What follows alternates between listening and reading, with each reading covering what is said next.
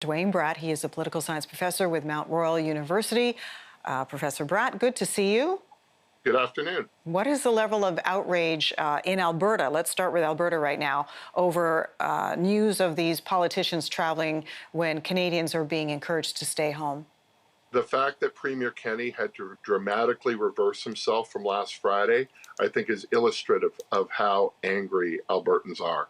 Last Friday, Kenney held a press conference where he said travel was safe, everybody followed the guidelines, he took personal responsibility, he wasn't going to punish anybody, and today there was bloodletting. When you remove a minister, you remove a chief of staff, you punish 5 other MLAs.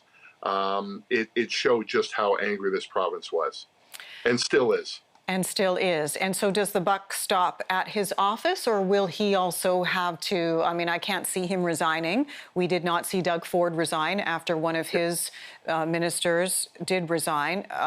So what could their next steps be to make reparations? I don't think Jason Kenney is resigning, but there's going to be more pressure put on him. Had he done on Friday what he did today, I think it would have really dropped the anger in the province. Doug Ford never held a press conference giving support to Rod Phillips. Jason Kenney did. And I think that's the key difference. The other is that he held a press conference on Friday explaining all of this, going into details. And then today, it's just a simple written statement with no press availability. So optically, how do you think Albertans will take that? Wouldn't they rather see their premier coming out in public? Yeah, what changed between today and Friday? It looks pretty cowardly just to send out a written statement. And I think we're hearing it's because Tracy Allard forced his hand, that because of pressure from her constituents, this is an inexperienced politician from a small city of Grand Prairie, where her and her husband own a series of Tim Hortons, that she was going anyway, despite what she'd said Friday. There's been huge pressure placed on her. And then when she decided to go, I think Kenney then said, I've got to set an example with everybody else. But this isn't going to dim the ire, because it's a bit of too little too late. Yeah, there were a couple of Alberta, or perhaps just one, I don't want to misspeak, who were a little bit defiant, who said, look, I followed all the safety protocols. Jason Steffen out of Red Deer, yeah, in particular.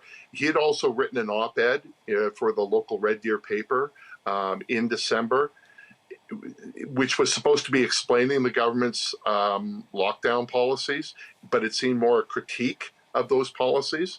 And in his statement on his return, there was no apology, and there was a lot of defiance about traveling is perfectly acceptable. Right. Just to be clear, though, Duane, it's not just limited to Conservative politicians. I do want to point out Nikki Ashton. In Alberta. In Alberta, yes. But Nikki Ashton, a shadow cabinet member of the NDP, stepped down from her position.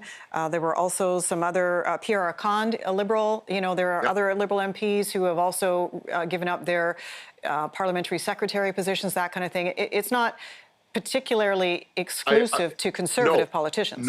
No, it's not. But and that put the pressure on Kenney, because Nikki Ashton, Camille Carena, Pierre Arcand, they were all punished in some fashion. And then you had this larger group in Alberta who hadn't been until about an hour ago. Right. Okay. Well, we'll continue to follow the story. Appreciate your insight as always. What do you think happens next, real quick, Duane? Who knows? Are we going to find out that there were more MLAs that were away?